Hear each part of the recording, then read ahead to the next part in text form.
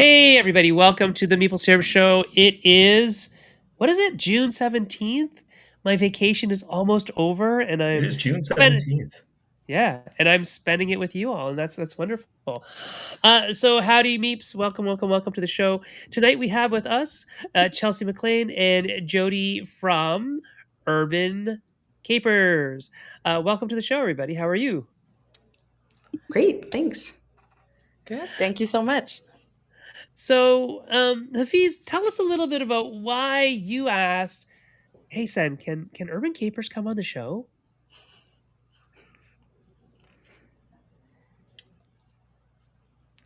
Yeah, absolutely. So, for those of you who may not be aware of Urban Capers is awesome. They create scavenger hunts around the city, but it's not your standard go collect things. They tend to be very heavily themed. They have cool stuff, which things like intrigue at the ROM, which is the Royal Ontario Museum, which is formerly Murder One, but I believe the ROM made you change the name. So when people Googled it, murder wasn't the first thing that came up. It's very much like being in the Da Vinci Code. You're running around historical, cultural institutions, solving mysteries, looking at clues. And as someone who's worked in a museum before, it's really interesting to see how engaged people get with materials in a museum taking part in something like a caper than if they were just to go around normally. And so I think that's fascinating, and it's kind of adjacent to escape rooms. It's not as intense as an escape room. Like, it just feels a little bit more inviting, a little bit more family friendly at times, and it's a good time all in all. Plus, both Chelsea and Jody are cool people, and so we figured we like cool people on the show. Let's get them to come on and be cool with us. There you go. So let's talk a little bit about what Urban Capers is. Chelsea, can you give us the rundown on what it is you do and why you do it? Absolutely. So Hafiz did a wonderful job of describing what we do. I think it relates very much to Jody's vision, which was how can we get the feeling and excitement of Clue, but live, where you're making the museum your board game and you yourself are the players. So it really brings everything to life and you're kind of experiencing your surroundings differently than you would maybe in a standard traditional way. So at Urban Capers, we take games and try to form them into customized experiences and events. So we run murder mystery ones at the museum. We also run them in neighborhoods where both locals and tourists alike will discover something new. So it's about uncovering stories, history, hidden gems, but mostly about connection with the people you're playing along the way. I think that about summarizes it, as well as the element of having someone live there with you. So we do have hosts who facilitate the whole event, and that keeps it quite different from maybe some of the games you'll play on your phone. We have a lot of actors, MCs, comedians that are trained on our hunts, and so they really energize the whole thing. Okay, so it's like an immersive street theater almost. It's a little different from theater in terms of we don't have our actors play roles of the characters, but we do have the players take on the character of being a detective. So in that sense, it's immersive. And you're getting your clues from either the museum galleries through the artifacts or the architecture, or sometimes there's creative challenges where you become the masterpieces and you have to think outside of the box, and yeah, text, video, photo challenges. And the actors are more so the facilitator who runs the orientation, the energizer, your cheerleader. They're giving live bonus points throughout, Oh, fun. tracking you, unfolding the mystery. They're there as a little helpline, a motivator. And they also add that dramatic touch for the grand finale when we reveal who done it, which we won't Oh, be revealing today. no. Uh, but yeah, they really just help bring it to life and also be a little silly so that our players kind of give themselves permission to be too, kind of balancing the intensity of the murder mystery with the fun of collaborating and getting outside of your usual day to day with whoever you're playing with. Okay, cool. Can Um, I take someone through what it looks like to yeah, do a let's caper? do that. Let's do that. So let's use the one that Hafiz mentioned, which was our original big one, was called Murder at the ROM. And you're absolutely correct. We got a call from the museum one day, and they were like, "Can you stop murdering our curators, please? Change the name," of course, because we're just great inside there. So basically, we wanted you to have the experience where you feel like you are immersed in a real life murder mystery, and the cast of characters, much like in an Agatha Christie novel, every character is very colorful. They're all staff at the museum. So we have the curator who's been murdered, and then we have this whole cast of people who all wanted the curator dead. And everybody had a motive. And so you have the assistant curator who wanted the job, and then you have sort of one of his former students who was, a jilted ex, and you have all these characters, and then you have one of the volunteers who believes that the museum should be operating a different way and has views. And so all these people had something against him, and instead of creating a piece of fiction and then trying to make the museum work to our story, we studied every artifact in there and we created a story that already exists inside the museum. So you may have to go to ancient Egypt and you have to find the mummy and you have to find something that's carved on it, which our character, who is an art dealer, one of the suspects who's an art dealer, is a specialist in ancient Egypt and referenced this message that's underneath the sarcophagus. So you have to find it, figure out what it says, and then transport that information into the story as a piece of the plot. And by the time you get to the end of somewhere between 15 and 20 different locations in the museum, you have enough information to figure out who done it, where, and with what. Mm, Clue. So you're figuring that it was like Clara in ancient Greece with the axe or something like that. right. That's not who did it with what or where. Totally different. And it changes over time because, of course, the museum updates and moves around different things. So we do Right. have to rewrite every time there's a change in the furniture, if you know what I mean. So So you that's the basically experience. like have your own job perpetually, have a new job there. Yeah. That's great. And then that's one type of our scavenger hunts. So those are, we have actually a number of them inside ROM. And then we have an art mystery inside the AGO, which is still on hold right now because they move their furniture way more often. And so we have to get caught up and kind of rewrite the thing over and over again. And then we have one starting next weekend, which is a whiskey heist mystery in the distillery district. So the same Ooh. idea. The premise is that a big shipment of whiskey was stolen in the 1920s, during the height of Prohibition, when people like Al Capone were around the neighborhood. Ernest Hemingway was working at the Toronto Star at the time, and he was into boxing. So and the boxing ring was in the distillery district. So we're using these real characters that were really on site 100 years ago, but we're creating this fiction. Okay, so whiskey got stolen, and you have to figure out who done it. Now they couldn't figure it out at the time, but after the renovation in like the 15 years ago when they renovated the place, it unearthed more evidence, and now you have enough to solve the mystery. And so you Ah, get like a telegram, there's like a boxing flyer, like it's a whole bunch of little pieces which pre-pandemic were actual paper that you got, and now we have them all delivered through app, which is more efficient, and people seem to like it. So we're sticking with it for now. interesting. Yeah, Like I would prefer to have like the physical artifact, but I get it. I get it. me too. Um, I was I just was at Arcadia Earth. Have you done it yet? Have you guys seen it yet? It's like Where? it's very green. It's like all upcycled artwork. Arcadia is in the well. Yeah, so it's like it's an art installation museum that's about conservation and things like that. But they do everything through AR, through augmented reality, where you carry your phone around with you and you aim it at things and the things come to life on your screen and things like that. So it's a way of like having interaction with animals and stuff without ever having to have Mhm, those animals in the actual museum. So it's pretty cool. mhm. And I was wondering if that's what you guys are doing. So when you're delivering your things digitally, is it like a picture that comes up on your screen, or is it like a little movie clip, or what is it? We have the ability to put little movie clips in, but we're not using them right now. At this time, you get, we call them missions. And so each game will have, again, between 20 and even up to 80 missions. For the mysteries, there's like 15 or 20 that you need to solve the mystery, but then there's a whole bunch of other creative ones. Ooh, side quests. Which, what's that? Side quests. Yeah, side quests, exactly. And they are all about team building and like proving that you're the best detective and whatnot.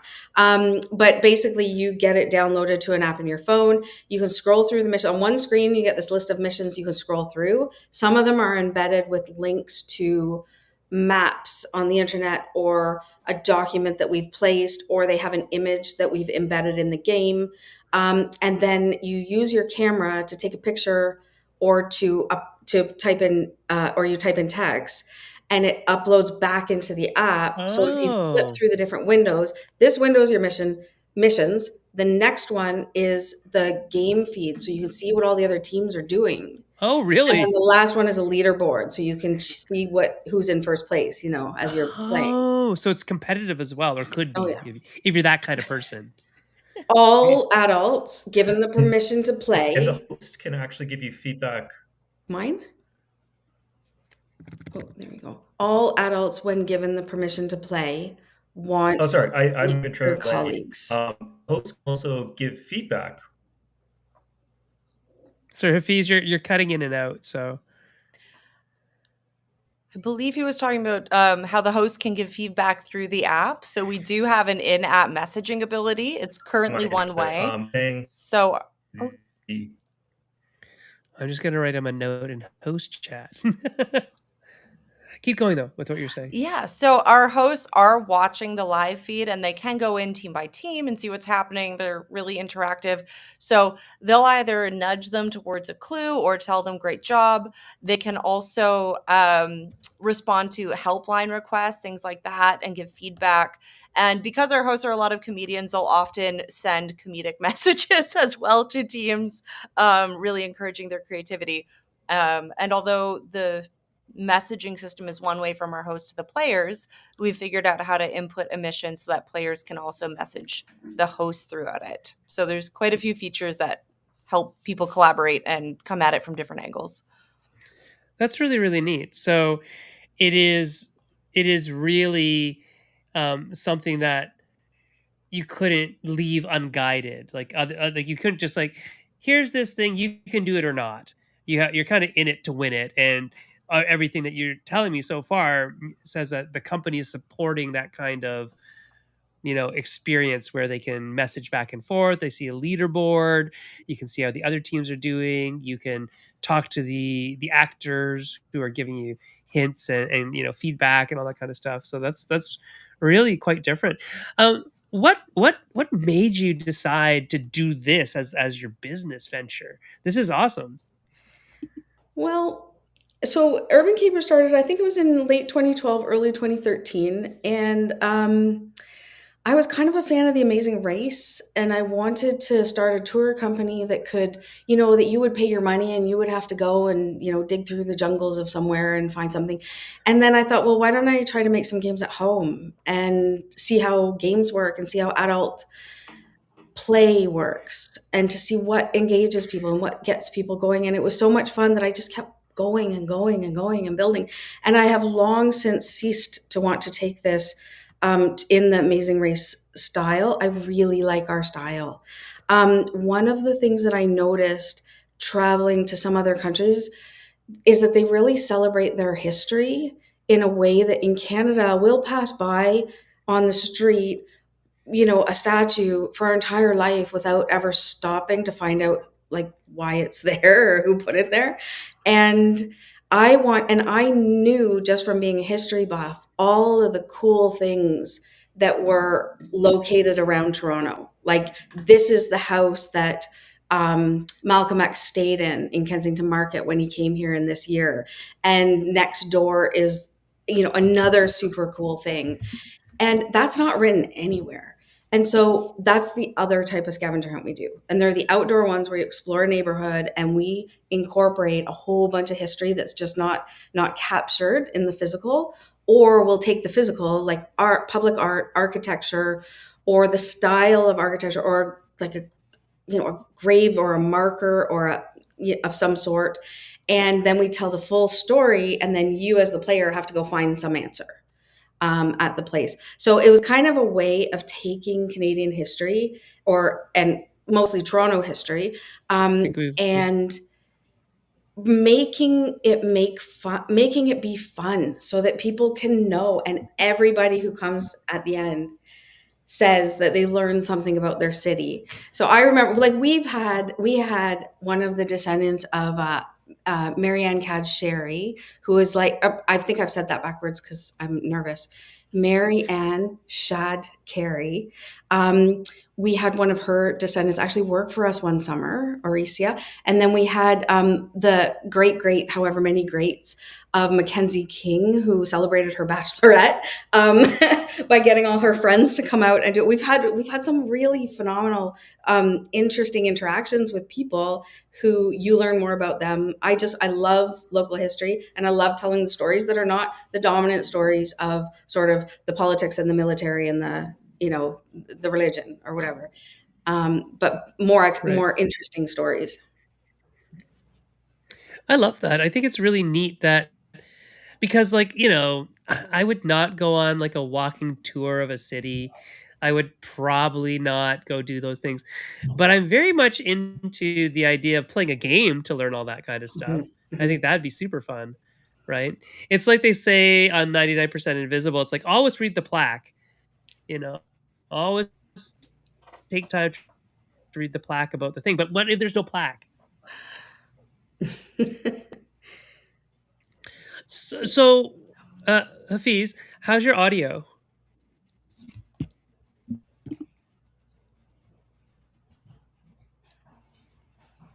don't know if Hafiz, can you hear us? No, he's frozen. Okay, well, we'll figure Hafiz out later. Yeah, we might have to So, Oh, here he goes, Robot Hafiz.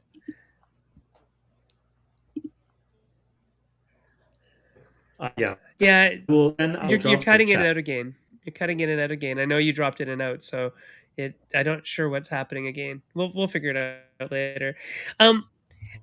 So we know where Jody gets her love of all of this. Chelsea, where do you come in?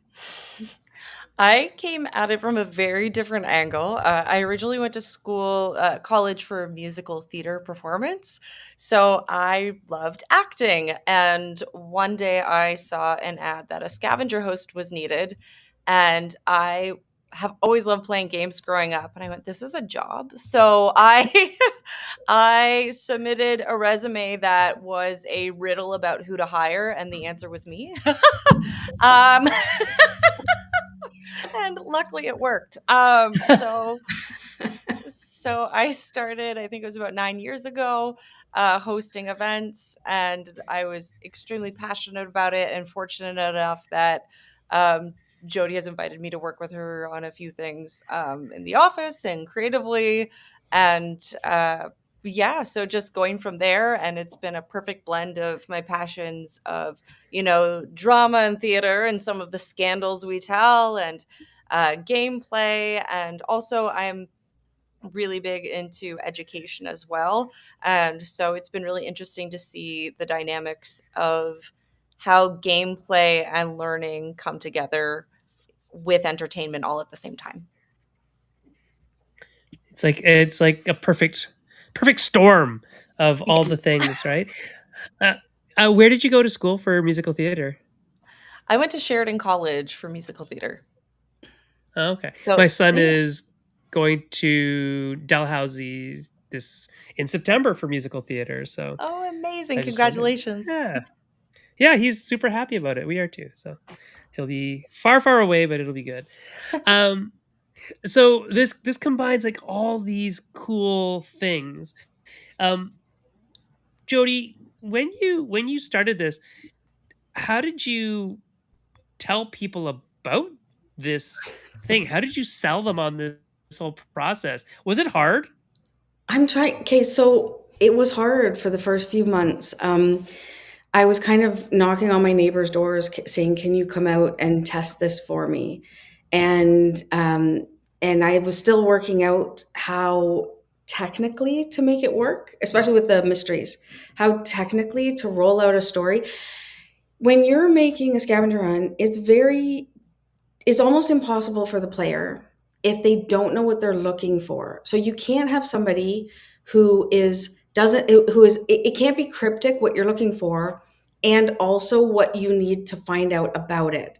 There needs to be some anchor point to every single mission where you're either telling them go to this place and solve this mystery or find this mysterious place, and once you get there do this thing. So there's like some technical things to work out, and so I wrote in some of my neighbors. And then in, I think it was Thanksgiving of 2013, Now Magazine heard about Now Toronto. I don't know what they're called now, if it's still Now, but they sent a photographer out to one of our scavenger hunts. And I have never needed to mention it ever again. I'm that weekend or the weekend after the big spread in the publication, they like I think we had 800 people come through the ROM in a Oh, weekend. wow. Because back then we also didn't know our own limits. We were just like, yes, everybody come. This is amazing. And that was before we had official authority to be operating inside the ROM. So we actually started in a kind of guerrilla manner where see, the many institutions are split between their group sales department and then the concierges and the security. There are three different departments, and that's like almost every institution we now work with. They Because I don't haven't talk to mentioned each yet, but other. we're working across. What's that? They don't So talk to each other. they don't, and so because there's no official ticket for bringing a group of people in to do a scavenger hunt, the group sales department, well, the technical rule is as long as you're just using paper and pencils, it's sort of like when a teacher brings a class in, right? We have no actors, nobody's in costume, we don't sell tickets on the property. So we're not technically breaking any of the individual rules. So they were like, so therefore you can do it. And it wasn't until we got this sort of critical mass of people that were taking up all the open space inside the building that they went, okay, who are you again? And brought us in for a meeting. And then we sat down and worked out all the details. And now we are official and we're like on their website and whatnot. And there's a couple of them, thank you, Cheryl, is such a great fan that they've actually talked to some of their other museum friends about us in other museums. And so when somebody goes ahead of you and says, this is really great, like it's so different than anything that the museum themselves can offer. It's so far outside of their core programming. And yet it brings in a whole other group of, we are mainly for adults. Like we occasionally will do things for kids, but we are 99.9% games for adults. And games for adults is not really on the agenda of ROM, right? So we do it and we bring in a whole bunch of different people and it's great. So now where are we operating? Well, we have a number of different museums that are getting up and running, not to the point where I want to talk about it on online yet, but we just started at Chelsea. Where did we start last week? The Toronto Zoo. So yes, it was so fun. And I also want to give a shout out to Cheryl because Cheryl has been so lovely, not only supporting us at the museum, but she's referred us saying how we complement other institutions. And it's been really exciting for us to explore other places. So we've done the museum, the art gallery, and now a zoo as a first. And it was a wild time, all animal puns intended. And that's half the hunt. And we've had one group come through to do that, and they actually requested it. And we said, okay, let's see how this goes. Most of our hunts are normally 2 or 3 hours, and they wanted a full day experience. And it ended up being a complete blast. And I hope I don't take up too much time with this little side story, but the organizer was like, I don't do these group events. I'm just going to oversee it. This was what the players wanted. I'll just sit over here while you do your thing. And then about 5 minutes into the other host and I being on the back end, making jokes, sending in app messages, watching the live photos and videos coming in of people either doing their best impression of one of the animals in the zoo, or trying to get a family photo with an animal's head in the shot, or telling us the most interesting fact they learned from a volunteer. The organizer came over and started being like, "Oh, you should give a bonus to that person. Oh, you should give a bonus to that person. Let's pull that up." And then she was almost sitting on the other host's lap partway through. And by the second half of the event, she had joined a team and ran off to play. So it was really exciting to kind of see that transfer of energy. And I know when I started as a host, that was my favorite thing, was seeing this corporate group come in for a mandatory team building day. And by the end of it, they didn't want to finish because they're all acting like they're kids and want the last point in before the time runs out. So combining that with the animals and the amazing landscape at the zoo has been really, really fun. Yeah. Yeah, we get that a lot. There's always, so our missions will appeal to different people. So there's a group of people who don't like games, right? And they want, but they're in a place where they're learning, right? So all the history that we work with is, well researched and well thought out and well written. And so they're learning something. So they're satisfied that this is, that it works for them. And then you have the ones who are willing to play, but they just want to do the creative stuff. They just need a stage and a microphone. And then you're getting like aerial impressions on the beach. And then you have the other group who are really truly competitive. And every once in a while you'll get a company, quite often law firms, not going to lie, who all they want to do is their colleagues. They're so into it that they won't leave. At the end, they come up to you and they're like, "No, but I should at least get a half a point for that." Right. So I've seen sabotage occur, but That's usually amazing. just lighthearted. So tell us about the whole team building aspect of the Urban Capers stuff. Are you leading team building seminar talks afterwards, before, or is this just the event and then people are left to their own devices to talk about how they became more of a team or not? How does that work? Okay, so when people start our scavenger hunts, they've been told by their employer to come at a certain time, right? They show up and they're told to get into teams, and our host's job is to try to break the wall down, right? A bit of crowd work, a bit of chatting, and to get them in the mood. Leave your work behind. It's time now to play. You've been given 2 hours that you're getting paid and you don't have to work. So make the most of it. And we've made a game for you.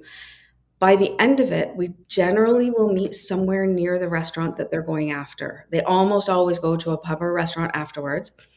And the group that arrives at the end, say we have 50 people going out, they break into 10 teams of 5, go play the game for a couple hours. When they come to the end, they are jacked. There's so much adrenaline. They have seen each other play. They've gotten into it. Somebody has had to recreate a piece of art, and one of the women, wants to do the girl with a pearl earring. And so one of her, buddy from accounting takes his t-shirt off and she uses his t-shirt to make the headscarf. And then they just get so into it. And so by the end, they have so much to talk about. These people that honestly, when you start 2 hours earlier, you don't necessarily have a lot to talk about with your colleagues, especially if you see them all day, every day. So we're called in for 2 groups, 2 common groups, which is the people that work together all the time. And really, they need to keep the morale up. They need to keep working together. They need to keep it fresh. And then there's another on the other side, which is we work remotely and we never see each other. And we don't know each other that well. So we need you to give us a sort of a play area, or like a space where we can go and get to know each other better without the pressure of, coming up with conversation on their own. We give you a whole bunch of stuff to talk about. So that's it. By the end of it, there's a team. Yeah. But we don't actually get into the, the psychology and the, the colors, orange is the entrepreneurs. Yeah. We don't get into that. Although having worked with teams now for this many years, I can spot the golds from across the Right. room. I can spot the greens. I can spot Yeah. them. But yeah, we don't. Chelsea, are you an orange? I don't know. Jody will probably know what I am. You're an orange. She's an orange. She's an orange. 100% an You have orange. jazz hands. That is hilarious. What else? And when you started like presenting this as a team building option, well, I mean, you could maybe wow us a little bit. Like, what companies have you worked with as team building? Today, like it's Yeah. that it, like it's, like it's that we're not supposed we worked with the company that is not supposed to be named today, but it starts with a G and it has another G in it. It just sometimes Oh, goes by okay. alphabet. So I don't know what hunt they did. I didn't notice, but we work like the regular customers that will book every month, month after month, is like the big banks, the big consulting firms. And then we have like insurance companies, but there's so many companies that we don't that you don't really even see them working. Like if they don't have a customer facing Right. presence, like Atlantic Packaging, for example, you wouldn't think of, but they bring like busloads of employees to Toronto. They've done this several years in a row. And I don't know how many busloads, but it's like hundreds of people will descend upon one neighborhood and they will go and play a game and then they go out for dinner. Yeah, we work with so many companies. I don't even know how many we do every year now. That's amazing. It's a Yeah. lot of Fortune 500 companies, and I like that you were talking about how we do kind of like permission and icebreakers for some of the companies that don't necessarily know each other if they're working remotely. But I also think it's because we've worked with a lot of companies that are doing mergers as well. Oh. Yeah. So that has been part of the mix. And then once we've figured out that this was really good for icebreakers, we've actually done large scale university orientation weeks where we had about 800 first years playing while getting to know the grounds of U of T in Toronto. And it was all about, step outside of your comfort zone, team build, and meet the friends who you'll have throughout university as well. So it's been expanding in different ways. That's great. And a city like Toronto offers like so much in terms of history.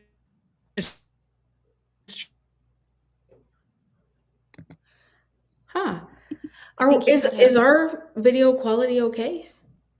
I can see you fine, People Jody. All might right, well, know. I'll just keep talking. So we were operating in Toronto for like, I don't know, 8 years or so before we started to go outside Toronto. But we've started to get calls now from all around. So we now have established scavenger hunts from Vancouver to Halifax. We've become very good at building scavenger hunts quickly now. So we were called last week to do one in Unionville. We didn't have the specific one they're asking for, and we managed to build it quickly by, very quickly, like searching the local monuments and the local parks and whatnot and putting it together for them. But we also belong to an organization called Tourpreneur, which is entrepreneurs in the tourism space. And through that, we have met some partners in other places. So we do run them in like Carmel, California, for example, like just random places. And we just built out Sarajevo, but we haven't launched it yet. So it's secret in the background. We have Sarajevo ready to go and a partner there ready to go. And out of all the places, you never know where it's going to go next, but there's some places like the UK where this market is saturated. There's Oh, so interesting. many, and like Lisbon, it's so saturated. We can't expand there. New York is so saturated, but then you have other places like Eastern Europe where the concept of team building is fairly young. It's not new, but it's still not well developed. But you have lots of managers that have either gone to U.S. universities or worked in other countries who are now back in Sarajevo or Croatia or whatever I can't remember. Tallinn was one of them I think that's in Estonia. And so they've gone abroad, they've seen the value of it. They want to do it in their hometown, but they don't necessarily have the time or the energy to do all the development of it. So we've come in and developed for other places, because we're not going to open up there. Right. We're not moving there. You're not moving there. You may not speak the language, right? So Right. Yeah. so you're doing so in that case, is it a consultation? Are they're hiring you to develop something that they then own, and then you teach them how to modify it as they need it? It's on the desks of the lawyers right now. So Ah. I want it to be licensed where we create the games and then we give them the right to, run the games as many times as they want in a year. But the business lawyers are telling me that's actually a franchise. And that if it walks like a duck and talks like a duck and quacks like a duck, I can't call it licensing. I have to call it a franchise. And so I'm trying to get around that right now. But That's fascinating. That's really interesting because that is a big logistical yeah, issue for yeah. you across the globe potentially. So, is it franchising because you want to maintain control of the puzzle or the scavenger hunt, the content? So it has to do with how much control you have over the process. So because we don't want our what we do to be devalued by somebody else taking it and maybe doing it without the host, for example. So we say you Right. have to have the host or else it's not our thing. Then you're getting over into like too much control to be called just licensing. The problem is if you don't do that, you give somebody the right to take your game and your logo and use your app and all that stuff, and they don't do it to a minute to what how you have it, then somebody It else, devalues. Yeah. yeah, can be expecting something else in a different, and yeah, we have to find a way to get around it. So it's working really well in California though, where it really is. We have treated the guide, who is a tour guide and owns a tour company, as a client who is buying our product, and our product is a scavenger hunt. So anytime she gets a client, like a company, so she's very close to all the big tech companies, and they go out Yeah. to this small cute village where they have their offsites, right? And then they want to have lunch and a scavenger hunt. And so she does the lunch bit and we do the scavenger hunt. And so we'll build it and then make it available to her, and even we'll work the back end of it. But she's the one in standing there with and having the direct relationship with the client. She invoices them and collects, and then she just pays our like a fee to us for the use of it Right. at that time. So I think that can work when you have only a small market and small number of resellers, but we can't copy and paste it widespread. And then we had another one, like Winnipeg wanted to get started up, and there was a person in Winnipeg who was totally willing and ready to do it, and we decided to try a profit share with them. And there wasn't enough profit to share. So it didn't work out very well because it's quite a small market. Right. And so, yeah, there's various ways that we've done the business side of it. Yeah, it's interesting, right? Like how the business side changes the game side of it or the product side of it.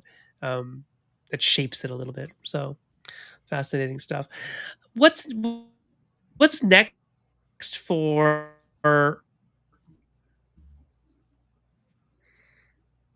Ooh, cliffhanger. of your eye kind of ideas? Well, I think I really like the idea of building out in these other cities that I'm not that familiar with. Like on a personal level, that's so fun, right, Chelsea? That when you have to like, I'm flying to Vancouver tomorrow for my, for a scavenger hunt. Like it's really, really fun and exciting to do that, and I want to keep doing that. But what's next in team building games is a different question. And we're trying to decide whether we're going all in on this or not. But what I found during the pandemic was the forced separation really stunted people's abilities to have social relationships in the workplace. And so the first year after we got back to work, taking groups who had been separated and working from home, is that we had to very much simplify what we were asking of them. And also the attention span for a mystery declined. And that's I think escape games as well. Escape games tend to be harder, like puzzle-wise than scavenger hunts, and they tend to have a higher fail rate, right? They want to you sort of, it's a point of pride of escape game creators that only like 5% of the people can do it in this time, or only 10% or whatever. And ours is like a point of pride that 99% of the people will solve it.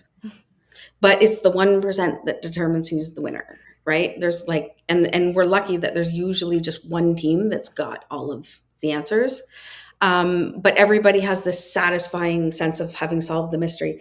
But after the pandemic, we had a lot less bookings for the mysteries because people wanted to focus on the teams, right? Our outdoor creative ones, each mission stands alone. You can do as many or as few as you want. There's no cumulative solving, so it's less intellectually rigorous, and it's a lot more fun. There's joyful, fun, silly challenges. Like, we give you the caption. So this is an example of a mission, is that we give you the caption, you have to create the photo. The caption is, thank goodness this only happened once. And then you have to create a photo for which that would be the caption. And people get really creative in how they answer it. So that people changed after the pandemic. But my view, Chelsea, do you agree that people are kind of getting back now to how it used to be? Yes. And I think we actually went through a bit of an identity crisis at that point because we were so used to priding ourselves on the solving of the mystery that we were worried we were taking away and diluting the experience by adding more of these creative challenges. And is it too much? And we end up finding that that's exactly what people needed for a while. And it wasn't, even though people are getting more back into the mystery and starting to ask for our trickier hunts, we have 2 at the museum. I think what that experience helped us tap into is, even if people are ready for the mystery again, we now have something that applies to more types of people, because there's still always going to be the people that want to solve the trickiest part and the people who want to redo a TikTok dance while they solve a murder mystery. So where it's going next, I think, is, and we don't agree with each other on this, I think, but I think it's going back to paper. I think people are so sick of looking at their screens that if we can find a way to reduce the amount of screen and increase the amount of tactile experiential stuff, that I think that's where it's going. So we, just before the pandemic, do you know what I'm going to mention, Chelsea? So we had written a mystery that took place entirely inside a restaurant, where every table was a different evidence stop, and it was all tactile. But the story, unfortunately, it wasn't about a pandemic, although it did actually come up at one point pre-pandemic as part of the story. No, it was about a really awful billionaire named Elon Tusk. No, what's his name? Elon Tusk. Yeah. And the same idea, like, everybody wants him dead. And we modeled the characters after all these like famous people who you would recognize. And I love the Agatha Christie, where you think everybody did, at one point or another in the story, you think every single suspect did it. So at one table, there was a case of scents in little vials. And it turns out that the poison that was used has a particular scent. So your job at that table is to smell all the vials and learn where they came from, and then figure out which suspect that points to. Another one that was the blood spatter table, where you had to recreate with like red thread the angles of the blood spatter and try to figure out which suspect had the ability to shoot from that particular angle. What were the other ones? I don't know, but it was very tactile. Yeah, like there's a lipstick smudge that was left behind, and you have to get a clue about what color lipstick someone wore when. There were love letters with codes, pet names that maybe someone overheard. There was kind of like a logic puzzle that had to do with who ordered what. So you had to talk to the bar staff and servers and piece together kind of who sat beside who and drank what and from where. We also had a briefcase they had to unlock, a phone password. So quite a few things. But I think the scent was my favorite. Yeah, it was my favorite too. But the thing is that one was literally designed so that you could touch and feel and smell and use all your senses. And it was ready. I believe we tested it in February of 2020. Yes. And then they said, okay, now nobody can share a room or touch the same things as everybody else. And we put it in a box and we've just pulled it out and said, you know what, the time is here. Like people are, because the idea is we get lots of clients who want to do something with a meal involved. And the idea was to do it in kind of a boardroom or a ballroom or something where the teams rotate around the tables and every team gets sort of 5 minutes at each table to decipher that evidence, come up with what it means, and then at the end they have to declare who they think done it. And so obviously it didn't work during the pandemic, but the time is now. That is what I think is next: is tactile, in-person experiences. Yeah, I believe that's a great way to go. People really want those that feeling of doing something with their hands. I think a Yeah. lot more than we understand. Um, so, in terms of like differentiating this from escape rooms, you've already talked about like the fail rate, um, and this is it much less difficult to do this in terms of like prop setup and all that kind of stuff? But you have other areas that are harder. What do you think? What is harder? What is easier between the scavenger hunt route versus the escape room route? Well, the biggest difference is that despite us solving murders, we don't do a lot of fiction. So when we write the mysteries, they are based. We don't introduce anything. We don't have props. The props are in for the mysteries are in either the architecture or the museum collections. In the AGO, it was in the art itself and also in the architecture of the building. And so in terms of setup from the game designer's perspective, it's way hard to write that because you can't just say, oh, well, we'll use a black light. Like you can't introduce these sort of props when you're working inside a museum or a gallery. But then from the player's perspective, I think I don't know. I think we write them so that they're easier, but they're interesting. I don't know. Chelsea, what do you think?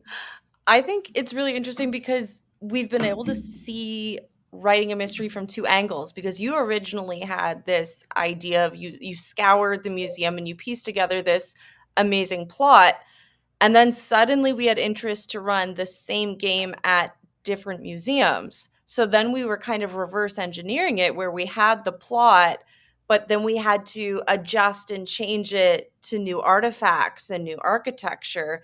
And that was almost more challenging in a way, because we're like, okay, if there's something about a romantic relationship gone wrong, this artifact is a bit comedic and dark, but I don't know if we can use that here. Or maybe we're looking at the relationship more through an intriguing lens with an artifact that mentions something dire, or, tying in different keywords. So it was super fun to kind of look at it through both ways. And the characters in the ROM are like Egyptologists, but in the Ottawa Museum of Nature, they are Arctic explorers, and in the Vancouver Aquarium, they are all marine biologists. So you have stuff, and then in the museum, in Montreal Museum, I don't even remember what they are. Oh, just modern art aficionados. And the aquarium, we actually have a completely new story there as well.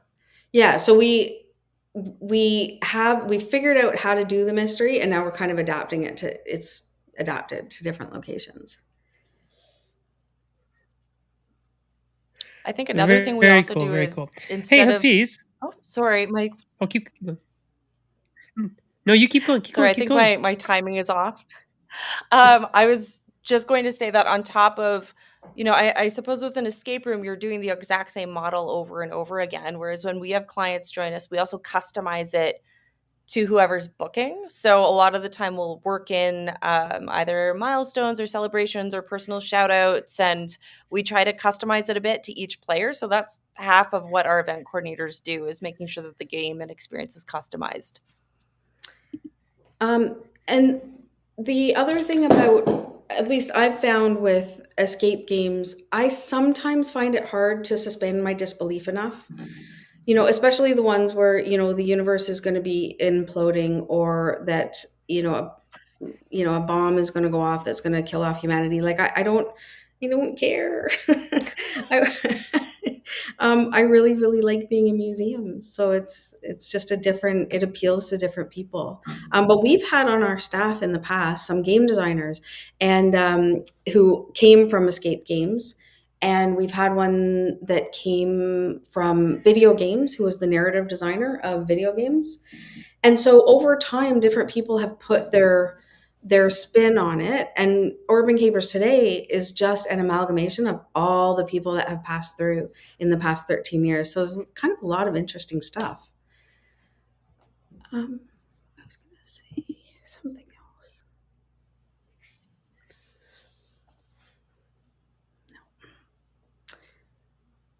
Can I ask a question about the audience of your show? Who is the audience? Hafiz, you're muted. So if you're trying to talk, we can't hear you. I don't know if you are or not.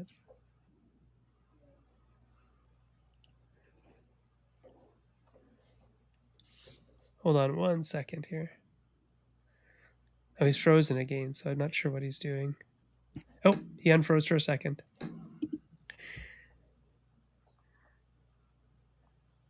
Let's see what's going on here. In the meantime, let's fill Yeah. the air with that. Chelsea, what's one of the funniest ones that you have? Oh, is he back? Are you back? No. Okay. I'm here. Can you hear me? Am I frozen? No. He actually literally just disappeared. So go ahead. I like the idea of the funniest thing or the weirdest thing someone might have done. So maybe we do that, and then we can chat a bit about the audience after. Oh yeah. What's one of the funniest ones? You told me such a funny one from the zoo the other day that you introduced a series of like high school inspired ones, which was like most likely to have 29,000 unread emails, and then you have to take a picture of an animal that fits that. Yeah. That was hilarious. Those have been really fun. So yeah, those were like the high school yearbook awards for the Toronto Zoo. So people took a picture of like a sloth on its back for the 3,000 unread emails. And there was one where it was who's the most likely to ask you for a date, and it looked like the animal was kind of leaning in towards one of the players. So people got really creative with it. We just did a Unionville one that we created within a week, and we got permission from the local library for players to go in, and they had to hunt down a book title that described their team's energy that day. And we had the whole group staring down the camera, and the book was called Looks Can Kill. And then there was another book called We Just Want to Eat Cake. So it was really funny seeing people get creative and engage with different environments that way. Some of my favorites are ones where people like it's sort of borderline embarrassing, but people get it. It's not so embarrassing that they won't do it. So a good one is to show us your six pack, and we suggest like a Sharpie. Sometimes they draw it on their belly. Sometimes they will take popsicle sticks or something and put, six popsicle sticks to make a six pack on top of their clothes. But then when the people in Carmel, California did it, they all actually had six packs, and they just pulled up their t-shirts and showed us. It was like the best looking group we've ever had. It was unbelievable. Another one is the 5-alarm blaze, where you have to find a fire station, and you have to strike a sizzling pose and submit your team's entry into this year's firefighter calendar. You get bonus points if there's an actual firefighter in the picture. You get points deducted if the firefighter was interrupted fighting a fire to take the picture. And we do have a good relationship with a few of the fire stations. Like, we let them know, and then sometimes we'll send them some pizza or something after. If they're going to have 3 or 4 teams come through over the next hour, we want to make sure that it's not at a bad time. So yeah, there's some that are, keepers that we kind of keep and use over and over again, but then there's other ones that really respond directly to the company and to the client. And sort of we had 2 hotel chains that merged and hired us, and we made them do a bunch of things that were sort of making fun of the fact that their culture was so different pre-merger. So one of them was like posh and had to be posh, and the other one was like more lowbrow and they had to be tough. And we just, you know, we have a really good writing team that can come up with stuff on the fly. And a lot of it is like we have to come up with it fast. So our scavenger hunt hosts, who also contribute to things like creating some of the fun missions, they're either actors, comedians, they're trained on the stage. And a lot of people like working for Urban Capers because they can work it in between their other things. So they'll go off, like two of them just left to do summer theater, right? The small summer theaters across Canada are just getting revved up for their season, and one has gone off to Cape Breton and one has gone to Newfoundland, and then they'll be back in August. And I think Chelsea, did you go to Dubai? Somebody went. I don't know. They Yes. go off places and then they come back when they're done. And so you have people that have been sticking around for a decade, you know? It's definitely, people are very passionate about it too. I know I was working with Travis the other day, and the organizer said, "You guys are getting paid to sit around and laugh and make jokes." She's like, "I don't know how you're coming up with it so quickly with what you're saying to the players." And Travis joked that it's because at Urban Capers we speak the language of puns, and Yes. there are a lot of comedians on the team that are very quick thinkers. So it's fun to be able to witness that and see something new every day. Yeah. That's wonderful. So it's like there's an improv aspect to it as well. So if people wanted to experience an Urban Capers game or event, and they're not like in a corporation that's getting trained by you, how do they do that? Well, on our website, we do have a small section of public hunts that will run usually one a week or once every couple of weeks. Right now, I think there's 4 of them up there. There's the Intrigue at the Museum, formerly the Murder at the ROM, which kind of runs all year round. Adventures of Indy Santiago, also inside the ROM, but it's about it's all a play on Indiana Jones, Carmen Sandiego, and Dora the Explorer, and you have to find the missing archaeologist. The Whiskey Heist in the Distillery District, and then sometimes we'll have other ones. We just had a big one in Greektown that took over Greektown for 2 full days, and it was sponsored by their BIA. And so people can go on and just buy tickets like an escape game. It's just that we don't have a lot. We just will do Right. them on the weekends because we're mostly a Monday to Friday 9 to 5, and the ones on the weekends is so that people can try it and then they go back to their workplace and talk about it because they have a lot of fun. And then we end up getting, finding new people through word of mouth. We also have groups that will book us for like bachelorettes, or everyone's coming to town for a big wedding weekend or someone's birthday. So we do have small groups that also like to do that. Yeah. Very cool. Very cool. So it is that time. You guys, you filled up that hour, and like it seems like no time. There's so much to talk about. That's wonderful. I love that this is a homegrown idea where you just thought this would be cool to do, and you did it. And Right. now it's taking you to different places around the world and to various institutions around the country, and that's super great. And that you can turn this into, a job where you're creative and you're having fun and you're doing stuff you love, but you're still, making it work. And that's wonderful. So let me just go through some of the social media stuff. Oh, you can see here, everybody, www.urbancapers.com is the website for Urban Capers.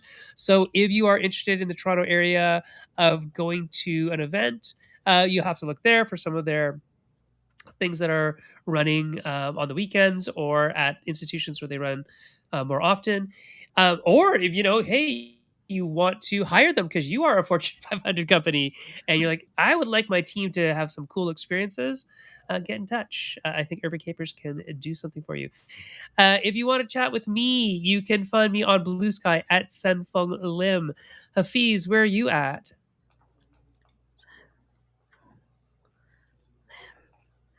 Frozen, can you reach me at Game. Instagram?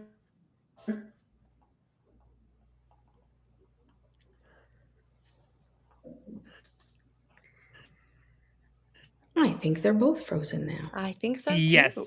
Projecting games on Instagram and find both of us on maple syrup at all on all the things. So there we are. Are we both frozen? Maybe we are. Ah. No, now So send Nope. your I think we're both back. yes. I don't know anymore. Some of us are, some of us not.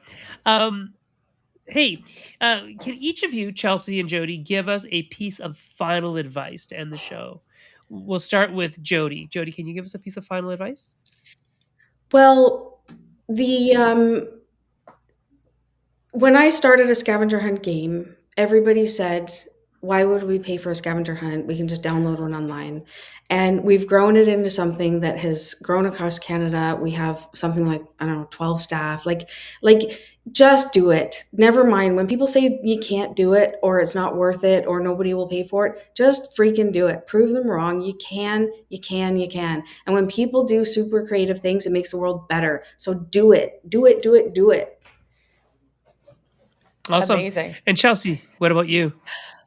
Oh gosh, I don't know how to follow that up. I guess at the end of the day, focus on connection, because I feel like no matter what game we do and where, all the players really want to do is find a creative way to connect with each other or the places that they're visiting. And I think that's also what makes our team work so well, is when we open up and connect and bring all of our different things to the table. And that's what our players are trying to do too. Awesome. Thank you very much, Jody, Chelsea, for coming on the show, telling us all about urbancapers.com. For those of you out there who are interested in what they're doing, check it out, urbancapers.com. They've gone silent again. Thank you for having us. We appreciate you inviting us to speak out on to your viewers. This was an amazing opportunity. We loved it, had so much fun, and I hope that we have connected with some people that listen or Yeah. watch. And I hope that we're not like too disjointed. So hopefully we're back online. I don't know anymore. Hafiz, we got to figure this all out. It's awful. But we'll see you guys all next week on Maple Syrup. I'm not sure if we have a show next week, but we probably do. And other than that, thank you so much, Jody. Thank you much, Chelsea, and Hafiz. Thank you for coming on. Thanks. All right, we'll see y'all later. Thank you. Bye. Bye. Bye. Thank you.